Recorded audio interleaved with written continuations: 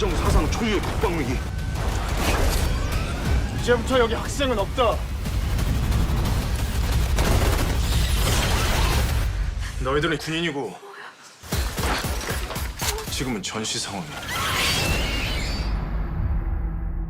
Kembali lagi di Kumulatif Media di segmen yang membahas tentang drama-drama yang lagi viral, yang lagi banyak diomongin di mana-mana. Jadi kali ini kita akan membahas tentang drama yang benar-benar lagi trending di mana-mana, di TikTok, di Instagram, di YouTube. Siapa sih yang nggak tahu Duty After School? Ya, jadi drama ini emang se-worth it itu buat ditonton dan emang semenarik itu karena ceritanya itu emang ya benar-benar kita nggak duga ya, karena dia itu kayak mengandung berbagai macam genre gitu ya. Ada romansnya, ada laganya, ada aksinya, ada senengnya, sedihnya, pokoknya campur aduk. Dan waktu nonton drama ini juga perasaannya kayak nano-nano gitu ya. Ada kayak sedih, seneng, marah. Nah, Duty After School ini menceritakan tentang apa sih?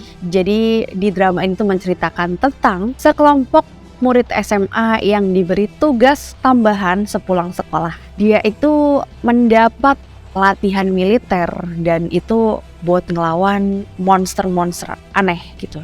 Pokoknya buat kalian-kalian yang belum nonton, kalian wajib banget nonton drama ini. Jadi Duty After School ini udah dirilis di tanggal 31 Maret lalu dan akan dirilis lagi dosis keduanya di tanggal 28 April. Dan menurut aku di dosis yang pertama ini ceritanya juga agak gantung. Jadi para penonton juga mungkin overthinking karena di akhir episode itu kayak sedih banget dan kita juga mungkin gak rela ya pemeran yang paling penting di drama itu meninggoy gitu loh. Jadi aku udah rangkum beberapa teori yang udah aku dapetin dari beberapa akun TikTok dan ya menurut aku ini teori yang mungkin bisa ya realistis ya. Agak realistis ya karena ini kan juga drama fantasi jadi kita gak tahu. Ya bisa jadi plot twistnya tuh di luar nalar gitu loh.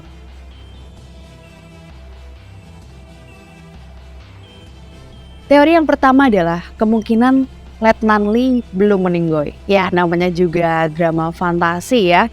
Kadang itu ya di luar nalar gitu loh. Sama kayak dramanya Vincenzo. Jadi yang nyelamatin Vincenzo itu bukan orang tapi Inzaghi gitu. Inzaghi itu merpati yang gak kita duga dia bakal nyelamatin Vincenzo gitu loh. Terus ada lagi di drama All of Us Are Dead. Jadi si Guinam itu yang udah digigit zombie, ternyata dia malah nggak jadi zombie dan malah jadi sembi gitu ya. Ya karena dua drama yang tadi itu juga plot yang kayak gitu, nggak menutup kemungkinan juga di drama Duty After School ini juga kayak gitu. Yang bikin aku yakin itu di scene dimana bola ubi ini pertama kali muncul dan satu divisinya Letnan Lee itu meninggoy semua kecuali Letnan Lee. Nah ini memang belum dijelaskan di part yang pertama, tapi ini aku yakin banget di part yang kedua ini bakal dijelasin kenapa sih kok semua temennya Letnan Lee ini satu divisi kok udah meninggoy semua, tapi Letnan Lee belum ya. Nah kalau menurut teori-teori yang beredar, kemungkinan Letnan Lee ini punya semacam antibody untuk melindungi dirinya dari serangan si bola-bola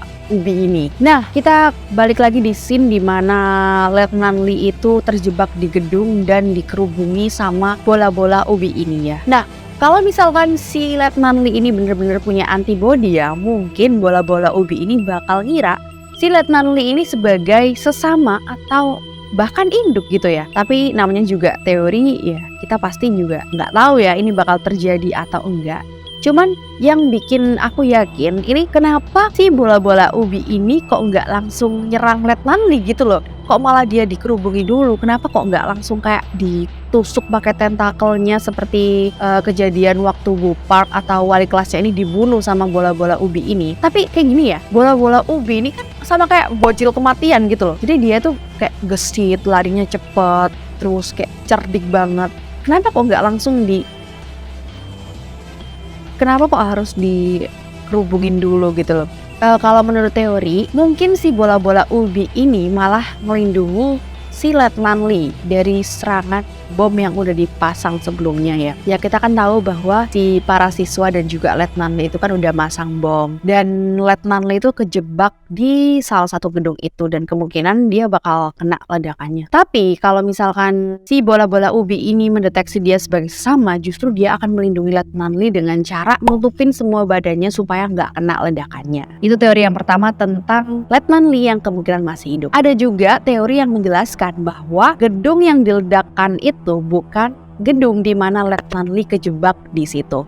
Jadi yang diledakin itu adalah gedung A misalkan, sedangkan Letnan Lee itu berada di gedung B. Kemungkinan kalau untuk teori yang kedua ini, waktu ada ledakan itu kan bunyinya kan pasti keras banget ya, dan si bocil kematian ini kan pasti juga bakal ke distract sama suara itu dan akhirnya nggak ngerubungin Letnan Lee. Itu teori yang kedua. Kalian lebih percaya yang mana? Teori yang pertama atau yang kedua? Tulis di kolom komentar ya.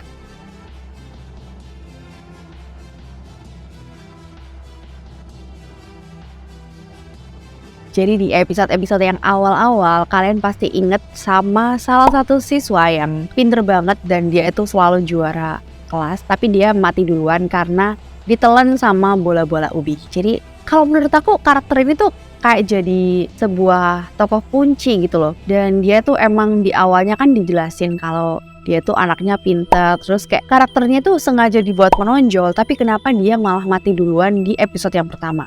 Ini menurut aku ada kaitannya sama bola-bola ubi yang tiap episodenya tuh makin pinter dan makin di luar nalar gitu loh. Nah, waktu bola ubi ini pertama kali jatuh di sekolah, itu kan yang kemakan duluan kan si anak pinter itu. Namanya adalah Jang Young Hoon. Jadi dia itu ya pertama kali ketelan sama bola ubi dan kebetulan dia juga anak pinter ya. Dan mungkin bola-bola ubi ini jadi lebih pinter di setiap episodenya karena dia itu nyerap sari-sari dari otaknya si anak pinter tadi.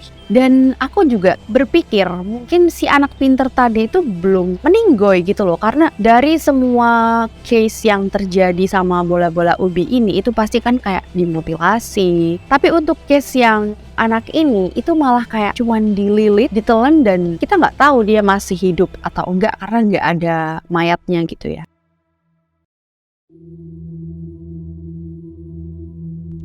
Oke, kita lanjut ke teori yang ketiga, teori posternya Duty After School. Ya, kita pasti kayak berpikir bahwa posternya Duty After School ini keren banget, tapi beberapa orang menyimpulkan kalau di poster ini juga ada teori ya. Siapa yang juga mikir kayak gini? Jadi ada dua kubu, di mana ada kubu yang memakai baju siswa dan ada kubu yang memakai baju tentara. Nah, teori berkata bahwa kubu yang memakai baju siswa ini, di situ ada anak-anak yang udah dimangsa sama bola-bola. Nah, buat teori poster yang ini, kalian boleh banget tulis di kolom komentar. Kira-kira bener nggak sih yang ada di kubu siswa ini bakal meninggoy? Karena kan nggak rela banget ya, di situ ada tokoh-tokoh kesayangan kita gitu loh. Dan aku juga sebenarnya nggak rela kalau misalkan dia meninggoy gitu loh. Nah, jadi itu teori yang bisa aku bahas di video kali ini.